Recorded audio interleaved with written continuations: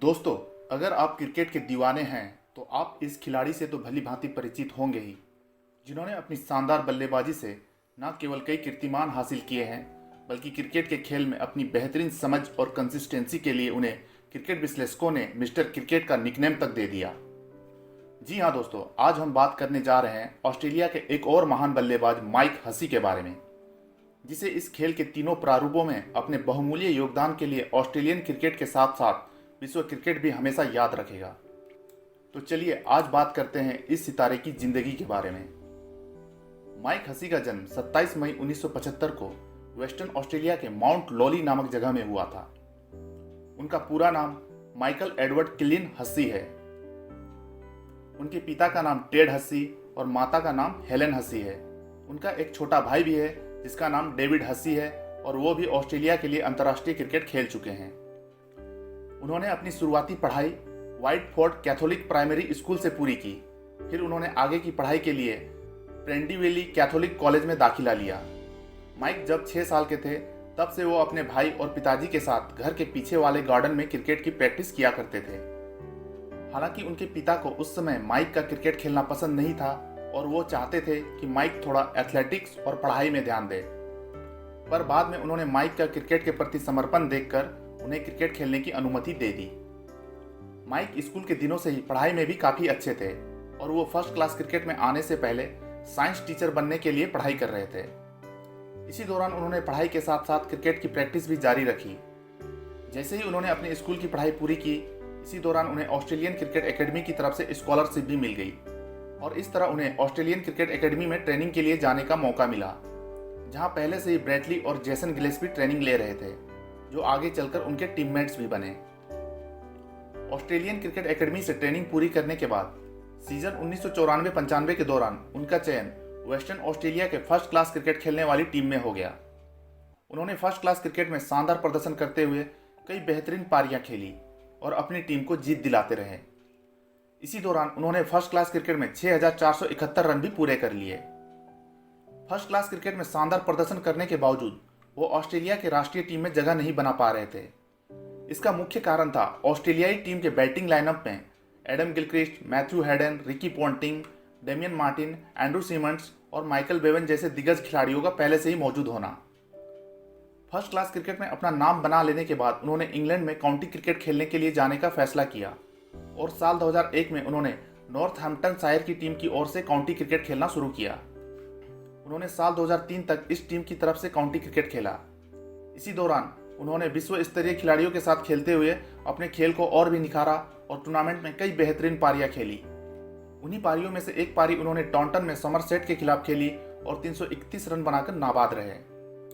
County cricket में किए गए उनके शानदार प्रदर्शन का आखिरकार उन्हें फल मिला और साल 2004 में उन्हें राष्ट्रीय टीम से भी बुलावा आ गया। इस तरह उन्होंने फरवरी 2004 में भारत के खिलाफ एक दिवसीय अंतर्राष्ट्रीय क्रिकेट में अपना कदम रखा। वो अपने डेब्यू मैच में 23 गेंदों में 17 रन बनाकर नाबाद रहे। साल 2005 में उन्हें ऑस्ट्रेलिया की टेस्ट टीम में भी शामिल कर लिया गया। इस तरह उन्होंने नवंबर 2005 में वेस्टइंडीज के खिलाफ टेस्ट क्रिकेट में अपना डेब्यू किया। हालांकि वो अपने डेब्यू टेस्ट में कुछ खास नहीं कर पाए और पहली पारी में 1 रन और दूसरी पारी में 29 रन बनाकर आउट हुए। इसी साल उन्होंने वेस्टइंडीज के खिलाफ एक टेस्ट मैच में पहली पारी में वेस्टइंडीज के 405 रनों के बड़े स्कोर को पीछा करते हुए मुश्किल में पड़ी टीम ऑस्ट्रेलिया को 133 रनों की नाबाद पारी खेलकर 23 रनों की लीड दिलाई। फिर दूसरी इनिंग में भी 30 रनों की एक और नाबाद पारी खेलकर टीम को जीत की दहलीज तक पहुंचाया। साल 2006 के दौरान वो अपने शानदार फॉर्म में रहे। इसी साल उन्हें डीएलएफ कप के चौथे एकदिवसीय मैच में रिकी पोंटिंग की अनुपस्थिति में टीम की कप्तानी करने का भी मौका मिला और कप्तान के तौर पर पहले ही मैच में 109 रनों की शानदार शतकीय पारी खेली और अपना पहला एकदिवसीय शतक भी बना डाला।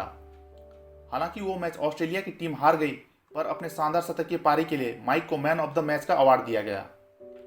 इसके बाद उन्होंने कभी पीछे मुड़कर नहीं देखा और लगातार अपने प्रदर्शन के ग्राफ को ऊंचा करते गए। अब बारी थी साल 2006 की एशेज सीरीज की और इस महत्वपूर्ण टूर्नामेंट में भी उन्होंने अपने बल्ले की धाक दिखाई और पूरे टूर्नामेंट के दौरान उनका बल्ला जमकर बोला। इस सीरीज में उन्होंने 1 शतक और 4 अर्धशतकों की मदद से 458 रन बनाए। इस तरह वो टूर्नामेंट के थर्ड हाईएस्ट रन स्कोरर भी बने। इसी सीरीज के तीसरे टेस्ट मैच में उन्होंने पहली पारी में 69 रनों पर 3 विकेट गंवाकर मुसीबत में खड़ी ऑस्ट्रेलिया की टीम को 74 रनों की नाबाद पारी खेलकर एक सम्मानजनक स्कोर तक पहुंचाया।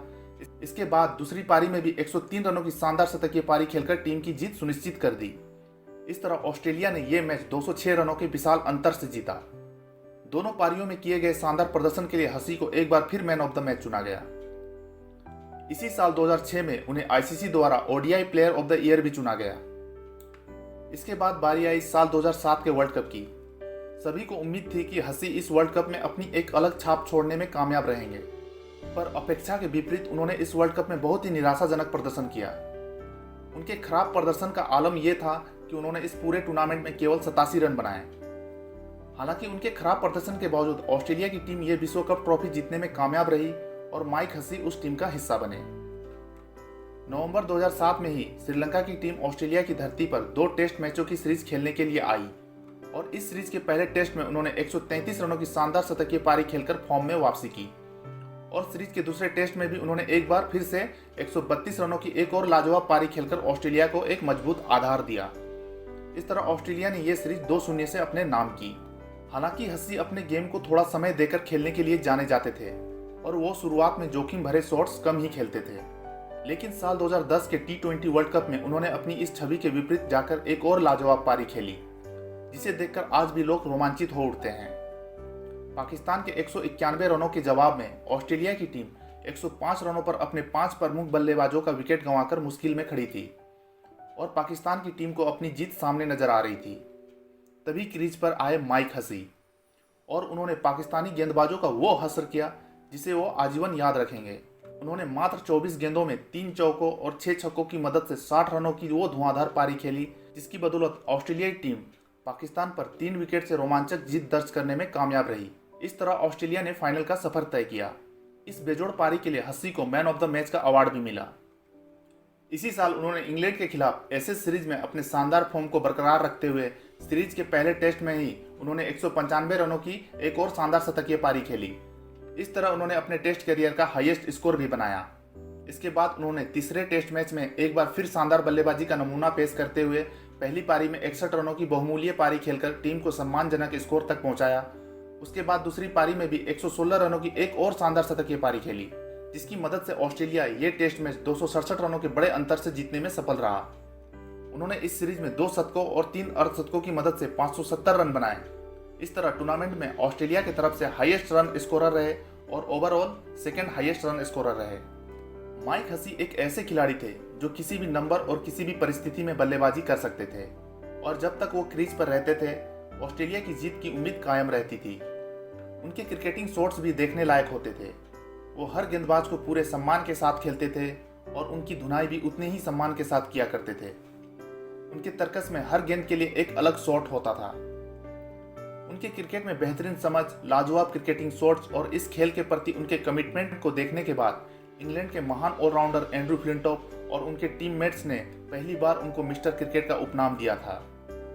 उनके आने से ऑस्ट्रेलिया का मिडिल ऑर्डर काफी मजबूत हो गया था और उनका लगातार फॉर्म में बने रहना तो दूसरे टीमों के लिए सरदर्द सा बन गया था। वो इंडियन प्रीमियर लीग में लगातार 6 सीजन चेन्नई सुपर किंग की तरफ से खेले और वहां भी उन्होंने शानदार प्रदर्शन करते हुए कई महत्वपूर्ण पारियां खेली और टीम को 2 बार आईपीएल का विनर बनाने में अपना अहम योगदान दिया। इसके अलावा उनकी मौजूदगी में ही चेन्नई सुपर किंग की टीम 3 बार फाइनल में भी पहुंची। अपने शानदार खेल से ऑस्ट्रेलियाई टीम को एक मजबूत आधार देने वाले और साथ ही साथ कई उपलब्धियां अपने नाम दर्ज कराने वाले इस लाजवाब खिलाड़ी ने 29 दिसंबर 2012 को संन्यास की घोषणा कर दी और आखिरकार साल 2013 में इस सितारे ने अंतर्राष्ट्रीय क्रिकेट के सभी प्रारूपों से संन्यास ले लिया। उन्होंने लगभग 29 साल की उम्र में अंतर्राष्ट्रीय क्रिकेट में कदम रखा। जिस उम्र में अधिकांश क्रिकेटर रिटायरमेंट के बारे में सोचने लगते हैं, हसी ने उस उम्र में अंतर्राष्ट्रीय क्रिकेट खेलना शुरू किया। आलोचकों का यह भी कहना था कि हसी उम्र के इस पड़ाव में ज़्यादा सालों तक क्रिकेट नहीं खेल पाएंगे और उनका प्रदर्शन भी उस स्तर का नहीं होगा। लेकिन हसी ने अपने हार्डवर्क, डेडिकेशन और टैलेंट के दम पर न केवल लगभग 9 सालों तक लगातार क्रिकेट खेला, बल्कि अपने प्रदर्शन से आलोचकों को मुंह तोड़ जवाब भी दिया। वो उम्र के इस पड़ाव में भी काफ़ी फिट थे और साथ ही साथ एक आला दर्जे के क्षेत्ररक्षक भी थे। उन्होंने अब तक के अंतर्राष्ट्रीय करियर के दौरान 79 टेस्ट मैचों में 19 शतकों और 29 अर्धशतकों की मदद से 6235 रन बनाए, जिसमें उनका हाईएस्ट स्कोर 195 रन है।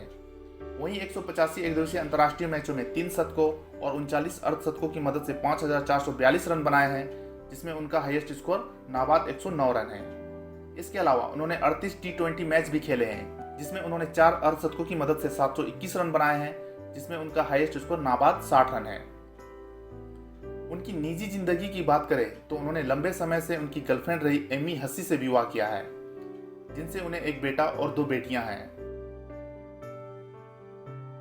क्रिकेट से रिटायरमेंट लेने के बाद उन्हें साल 2016 के T20 वर्ल्ड कप के दौरान ऑस्ट्रेलियाई टीम के बैटिंग कंसल्टेंट के तौर पर नियुक्त किया गया था। वो सिडनी थंडर टीम के डायरेक्टर भी रह चुके हैं। इसके अलावा वो साल 2018 में इंडियन प्रीमियर लीग के दौरान चेन्नई सुपर किंग के बैटिंग कोच भी रह चुके हैं। उन्हें खाली समय में क्रिकेट के अलावा फुटबॉल और गोल्फ खेलना पसंद है। फिलहाल वो अपने परिवार के साथ रिटायरमेंट का लुत्फ उठा रहे हैं और कभी कभार कमेंट्री करते हुए भी दिख जाते हैं। उनके रिटायरमेंट के इतने सालों बाद भी अभी तक ऑस्ट्रेलियन क्रिकेट टीम में ऐसा कोई खिलाड़ी नहीं आया है जो उनकी कमी को पूरा कर सके। उनकी कमी को ऑस्ट्रेलियन क्रिकेट टीम और क्रिकेट प्रेमी हमेशा महसूस करेंगे। तो दोस्तों, ये तो थी अपने शानदार खेल की वजह से मिस्टर क्रिकेट का निकनेम पाने वाले और साथ ही साथ ऑस्ट्रेलिया के लिए कई शानदार पारियां खेलने वाले माइक हसी की शानदार सफर की एक छोटी सी दास्तान। ऐसे ही और भी इंटरेस्टिंग टॉपिक के साथ आपसे मिलता हूं अपने अगले वीडियो में।